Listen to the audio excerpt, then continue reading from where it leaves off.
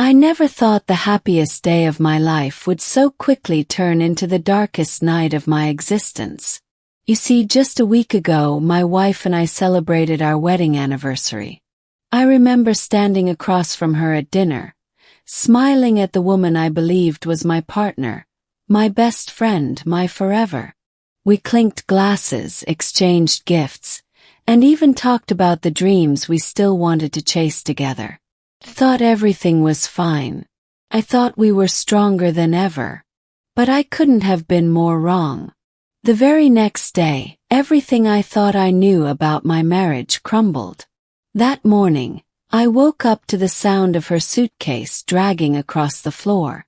At first, I thought maybe she had a work trip or was going to visit family. I asked her gently, "Where are you going?" She didn't even look me in the eye. She just muttered, "I need time for myself, time for pleasure." That word, pleasure, cut me like a knife. It wasn't rest, it wasn't peace, it wasn't self-care. It was something else, something that didn't include me. I felt my heart drop into my stomach. I tried to reason with her. I reminded her of the vows we made, the home we built, the anniversary we had just celebrated. But she brushed me off with a coldness I didn't recognize. When I stood in front of the door, desperate for answers, she looked me dead in the eyes and said, "If you try to stop me, I'll call the police." Froze. My own wife, the woman I loved, the woman I trusted, was threatening to paint me as the villain if I dared to question her sudden need to escape. And so I stepped aside. I watched as she walked out of the door with her suitcase, leaving behind not just me, but the life we had promised each other. The silence in the house after she left was unbearable. It wasn't just quiet, it was hollow, like the echo of a dream that had just shattered. The hours dragged into days. I kept staring at her empty side of the bed, replaying every moment of our anniversary night. Was she pretending the whole time? Was I so blind to the truth? I checked my phone constantly, hoping for a message, an explanation, anything. But instead, I stumbled across the truth in the most brutal way possible. She hadn't gone for solitude. She hadn't gone to find herself. She had gone to be with someone else. Photos surfaced, messages that she must have carelessly forgotten to delete. She was with another man, smiling, laughing, living as if I didn't even exist. The betrayal burned deeper than words can describe. This wasn't just about infidelity, it was about the manipulation, the lies, the threats.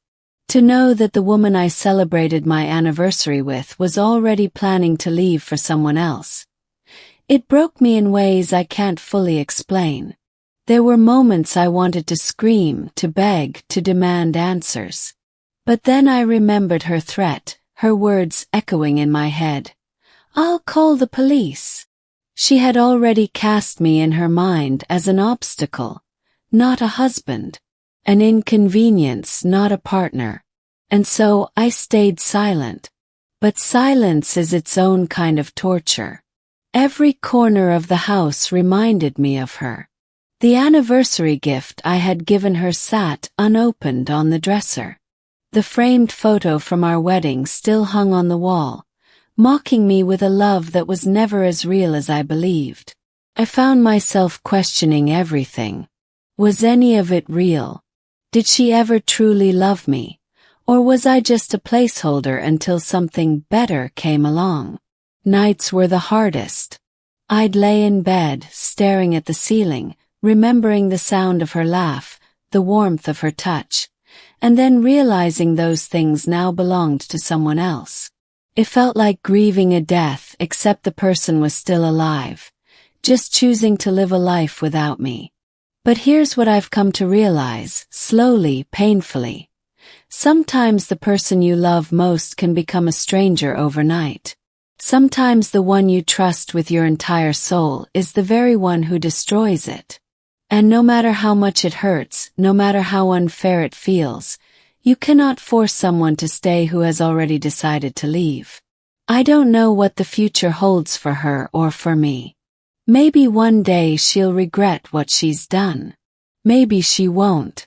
But I refuse to let her betrayal define me. I refuse to let the threats, the lies, and the heartbreak consume whatever is left of who I am. For now, I'm learning to breathe again, one day at a time. I'm learning that sometimes the strongest thing you can do is let go, even when your heart is still clinging to the memories. And maybe, just maybe, this silence she left behind will eventually become the space where I rebuild myself. Because if love can break you, then love for yourself is the only thing that can heal you.